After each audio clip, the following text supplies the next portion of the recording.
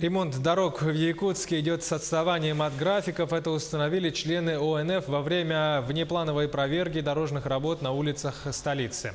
На Жарницкого, Петра Алексеева, Ларионова, Хатынь-Уряхское шоссе везде работы ведутся медленно. Как отметили представители Общероссийского народного фронта, лишь 3-4 человека на каждом участке ведут работы, хотя время уже поджимает. При этом и качество выполняемых работ оставляет желать лучшего. Бордюры, ливневая система, сама укладка асфальта вызывают вопросы не только у специалистов, но и у простых граждан.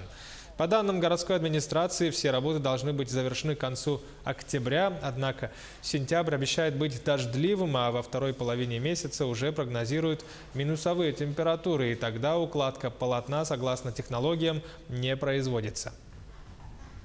Но мы же понимаем то, что это приведет потом к разрушению полотна. Ничего хорошего в этом нет.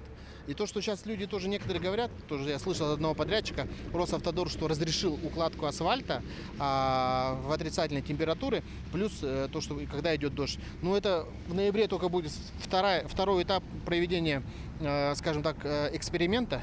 И нет никаких разрешительных документов.